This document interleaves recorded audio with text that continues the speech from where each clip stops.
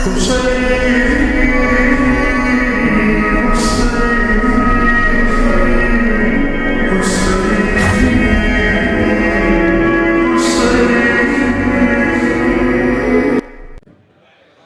تو سوائے لا الہ الا اللہ محمد رسول اللہ کے اور کوئی پیغام نہیں دے رہے تھے، تو کیا یہ جملہ کہہ دوں کہ علی سے دشمنی نہیں تھی، پیغام توحید سے دشمنی تھی، پیغام توحید سے دشمنی تھی۔ علی کے سر پر تلوار کی ضرب لگ گئی۔ صبح کو وہ وقت گزرا ہے کہ جب ابن ملجم ملعون نے تلوار کا وار علی کے سر پر کیا ہے۔ علی کے زخم کا اتنا گہرا اثر تھا کہ پورا چہرہ علی کا لہو سے لال ہو رہا تھا۔ علی کا سر کا زخم، اس زخم سے ٹپکنے والا لہو علی کی ابا کو تر کیے ہوئے تھا۔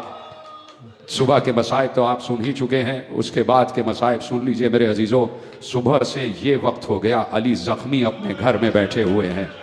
نہ معلوم زینب و ام کلثوم نے آج کا افطار کیا بھی ہے یا نہیں کیا، اس لیے کہ بابا جب زخمی حالت میں ہو تو کس کو پرواہ ہے افطار کرنے کی۔ یہ گھر تو وہ ہے کہ اس گھر نے کبھی بھی ناشوب حالات میں بھی کبھی خدا کی عبادت کو نہیں چھوڑا ہے، تو آج کیسے روزہ چھوڑ دیتے؟ سارے بچے روزے سے ہیں۔ صبح کو علی کو گلیم میں لٹا کے گھر کی طرف لے جا رہے تھے۔ ایک بار علی نے کہا اصحاب کو واپس بھیج دو، انصار کو واپس بھیج دو حسن مجتبیٰ۔ حسن مجتبیٰ نے کہا بابا یہ تو سب چاہنے والے ہیں، یہ تو سب آپ سے محبت کرنے والے ہیں۔ کہا مجھے معلوم ہے یہ سب مجھ سے محبت کرنے والے ہیں، لیکن حسن کیا تم زینب کی آواز نہیں سن رہے ہو؟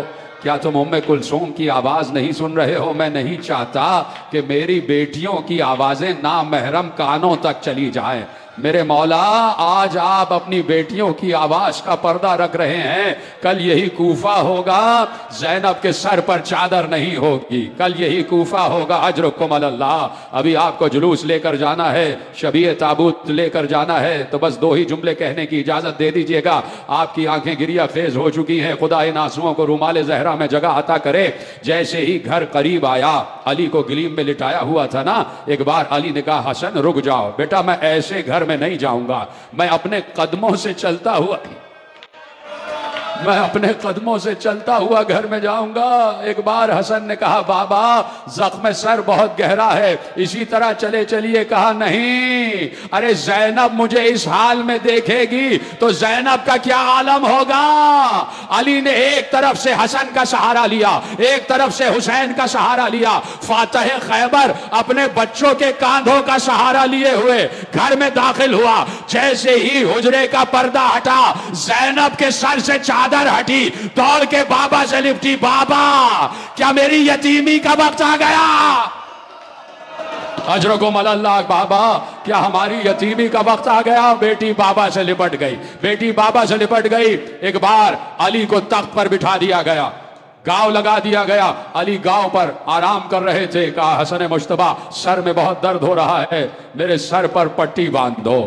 حسن نے زرد رنگ کی پٹی علی کے ماتھے پر باندھی، لیکن خدا کی قسم دیکھنے والوں نے دیکھا کہ علی کا لہو اتنا بہہ چکا تھا کہ زرد پٹی میں اور علی کے زرد چہرے میں کوئی فرق نہیں محسوس ہو رہا تھا، اتنا لہو فاتح خیبر کا بہہ چکا تھا۔ مجھے بتاؤ بچوں پر کیا گزر رہی ہوگی، بیٹیوں پر کیا گزر رہی ہوگی؟ ایک 5 برس کی بچی بھی تو ہے نا علی کی، عباس کی سگی بہن خدیجہ بھی تو ہے نا۔ ارے میرے عزیزوں بس 2 جملے سن لینا۔ وہ 5 برس کی بچی آ کے بابا کے دامن سے لپٹ گئی، بابا کا دامن جھٹک جھٹک کر کہہ رہی تھی۔ علی نے لرزتے ہوئے ہاتھوں کو بڑھایا، بچی کو سینے سے لگا لیا، علی نے پیار کیا۔ علی کو معلوم ہے بس 2 دن بعد یہ بچی یتیم ہو جائے گی، علی کو معلوم ہے 2 دن بعد یہ بچی یتیم ہو جائے گی، لیکن علی کو اطمینان تو ہے اس بچی کو کوئی تماچے نہیں مارے گا، اس کے کانوں سے کوئی گوشت وارے نہیں چھینے گا، اس لیے کہ بچی کے بھائیوں کا سایہ سلامت ہے۔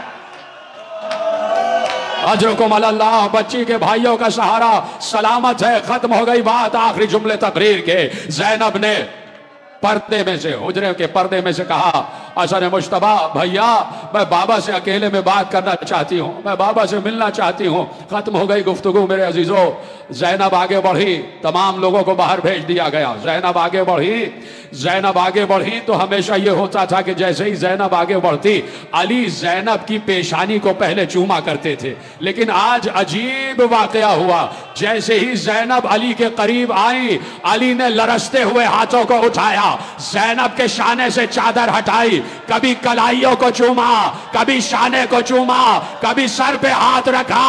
زینب نے کہا بابا آج میری کلائیوں کو کیوں چوم رہے ہیں، شانے سے چادر کیوں ہٹائی؟ علی نے زینب کو سینے سے لگا کر کہا زینب ان ہاتھوں میں رسیاں بندھے گی، ارے تمہاری چادر چھنے گی، تمہیں پتھر مارے جائیں گے، تمہیں دربار میں خطبہ دینا۔ یہ جنازہ ہے علی کا شاہ خیبر گیر کا، یہ جنازہ ہے علی کا، آج بابا مر گیا ہے شبر و شبیر کا، یہ جنازہ ہے علی کا، یہ جنازہ ہے علی کا شاہ خیبر گیر کا، یہ جنازہ ہے علی کا۔